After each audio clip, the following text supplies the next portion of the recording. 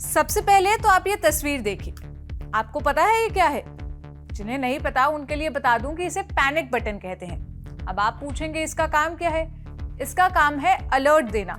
जब किसी व्यक्ति को सफर के दौरान खतरा महसूस हो, वो परेशानी में हो या उसे पुलिस की मदद की जरूरत हो, ऐसी परिस्थितियों से निपटने के लिए पैनिक बटन का इस्तेमाल होता है।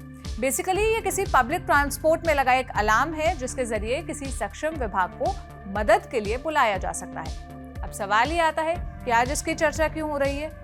वजह है एक रिपोर्ट, उबर फाइल्स। ये उबर के इंटरनल ईमेल्स और फाइल्स का स्टॉक है जो कुछ समय पहले लीक हुआ था। इसे international consortium of investigative journalist (ICIJ) के साथ साझा किया गया। फिर गार्डियन, BBC, इंडियन एक्सप्रेस समेत दुनिया के कई प्रतिष्ठित मीडिया संस्थानों ने इसका अध्ययन किया। इसके जरिए बहुत सारी चौंकाने वाली जानकारियां सामने आई।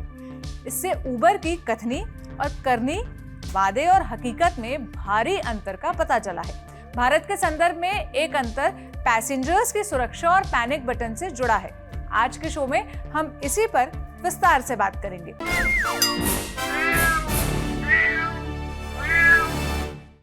नमस्ते, मेरा नाम सोनल है और आप ऑर्डिनरी की स्पेशल सीरीज म्याऊं देख रहे हैं। आज हम जिस पैनिक बटन पर बात कर रहे हैं उसका एक सिरा 8 साल पुराने एक घटना से जुड़ा है। 5 दिसंबर 2014 की रात 25 साल की एक लड़की ने गुड़गांव से दिल्ली के लिए उबर की कैब ली थी। कैब ड्राइवर ने सुनसान इलाके में गाड़ी रोककर लड़की का रेप किया। धमकी भी दी कि अगर लड़की ने आनाकानी की या किसी को बताया तो उसके प्राइवेट पार्ट में रॉड घुसा देगा और उसका हश्र भी निर्भया जैसा करेगा।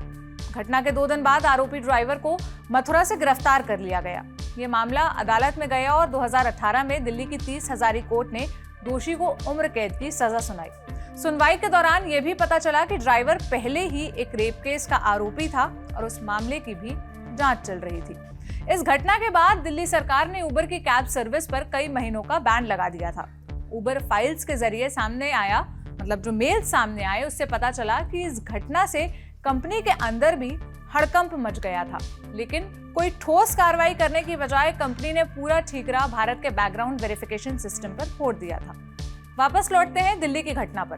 दिल्ली सरकार के बैन के बाद भारत सरकार की मिनिस्ट्री ऑफ रोड ट्रांसपोर्ट और हाईवे ने एक नोटिफिकेशन जारी किया था। इसमें कहा गया था कि प्राइवेट टैक्सी, कैब, बस में पैनिक अलर्ट और VLTD यानी vehicle location tracking device install होनी चाहिए। पहले आप पैनिक बटन और VLTD के बारे में जान लीजिए, फिर बताएंगे कि कैसे उबर ने कथनी और करनी में फर्क दिखाकर बड़ा फ्रॉड किया है। पैनिक बटन एक लाल रंग का स्विच होता है। गाड़ी की बैक सीट, फ्रंट सीट और ड्राइवर सीट पर पैनिक बटन होना चाहिए।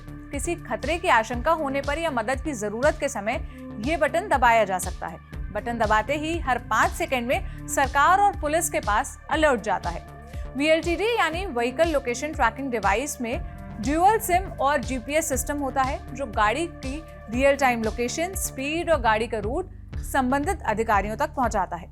भारत सरकार ने आदेश दिया था कि जनवरी 2019 के बाद से जो भी गाड़ी रजिस्टर होगी, टैक्सी रजिस्टर होगी, उसमें ये दोनों फीचर्स अनिवार्य रूप से होने चाहिए। अब आते हैं आंकड़ों पर। इंडियन एक्सप्रेस की रिपोर्ट के अनुसार दिल्ली स्टैटिस्टिकल हैंडबुक 2021 का डेटा कहता है दिल्ली में 1 लाख से अधिक प्राइवेट टैक्सी रजिस्टर्ड है। 2019 के बाद रजिस्टर्ड हुई लगभग 12,000 टैक्सियों में पैनिक बटन लगा था। औसतन पुलिस के पास रोज 50 पैनिक अलर्ट आते हैं। इन दावों की सच्चाई जानने के लिए इंडियन एक्सप्रेस की टीम ने 50 उबर कैब की सवारी की। उनकी पड़ताल में पता चला 50 गाड़ियों में से सिर्फ 7 में पैनिक बटन काम कर रहे थे। बाकी की 43 में से 29 गाड़ियों में पैनिक बटन थे ही नहीं। 7 में से 5 गाड़ियों में पैनिक बटन दबाने के बाद भी 20 मिनट तक कोई रिस्पॉन्स नहीं आया। दिल्ली में इस तरह के केसेस डील करने के लिए जिम्मेदारी 2 विभागों में बटी हुई है। पैनिक अलर्ट जाता है दिल्ली ट्रांसपोर्ट विभाग को और पैनिक की स्थिति में मदद करने पहुंचना होता है दिल्ली पुलिस को। दिल्ली ट्रांसपोर्ट विभाग के कमिश्नर आशीष कुंद्रा ने इंडियन एक्सप्रेस से कहा कि API यानी एप्लीकेशन प्रोग्रामिंग इंटरफेस नाम का एक सॉफ्टवेयर बनाया जा रहा है जो पैनिक अलर्ट को सीधे 112 PCR से जोड़ेगा। ये सॉफ्टवेयर अगले 1 महीने में बनकर तैयार हो जाएगा। अभी पैनिक अलर्ट केवल दिल्ली ट्रांसपोर्ट के पास जाते हैं, फिर वो आगे उसे पुलिस को ट्रांसफर करते हैं। कुल जमा बात इतनी है कि 8 साल पहले जो सेफ्टी फीचर लाया गया था वो ठप पड़ा है। उबर ने कागजों में तो दिखा दिया कि सब चंगा सी, लेकिन असल में ऐसा था नहीं। आप कह सकते हैं कि यहाँ तो पूरा सिस्टम ही डामाडोल है। लेकिन उबर से जुड़ा ये इकलौता मामला नहीं है। उबर फाइल्स में उबर से जुड़े कई केसेस सामने आए हैं, केवल भारत से नहीं, दुनिया भर से। इंडियन एक्सप्रेस उस इन्वेस्टिगेशन का पार्ट था, सो उसने भारत के संदर्भ में कई सारी डिटेल्ड रिपोर्ट्स की सीरीज बनाई है।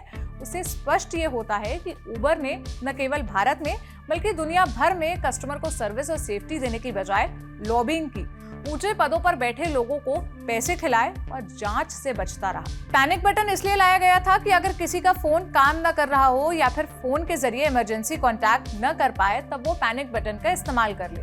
देश की राजधानी में ही पैनिक बटन का ऐसा हाल है तो पूरे देश का क्या होगा, आप अंदाजा लगा लीजिए। अब आखिर में सवाल उठता है कि कैब या टैक्सी में ट्रैवल करते वक्त अपनी सुरक्षा कैसे सुनिश्चित करें। सबसे पहले तो अपना फोन चार्ज करके ही घर से निकलिए। दूसरा, जहां भी जा रहे हैं, अगर रास्ते से आप अनजान हैं तो लोकेशन लगा कर रखिए। अपनी लाइव लोकेशन या रियल टाइम लोकेशन किसी विश्वसनीय व्यक्ति के साथ शेयर करके रखिए। अगर थोड़ा भी शक हो कि ड्राइवर अपने सेंसेस में नहीं है या नशे में है, तो राइड तुरंत स्टॉप कर दीजिए। किसी भी खतरे के दौरान डायरेक्ट 100 या 112 पर कॉल करिए। इससे आसपास की पीसीआर आप तक जल्दी कनेक्ट हो सकती है। अगर आप दिल्ली एनसीआर में कैब ले रहे हैं तो हिम्मत ऐप का सहारा ले सकते हैं। ये दिल्ली पुलिस का अपना ऐप है और इसमें रिस्पॉन्स टाइम बहुत फास्ट है। अब सबसे जरूरी बात, आपकी सुरक्षा आपके हाथ में है। काफी सावधान इंडिया टाइप साउंड करेगा, लेकिन on a very serious note, सजग रहिए, सतर्क रहिए। बाकी इंडियन एक्सप्रेस के डिटेल सीरीज का जो लिंक है वो मैं आपको डिस्क्रिप्शन में दे दूंगी। कैसा लगा ये एपिसोड, ये मुझे कमेंट में बताइएगा। अब मुलाकात होगी कल एक नए एपिसोड के साथ। अपना ख्याल रखिए। शुक्रिया।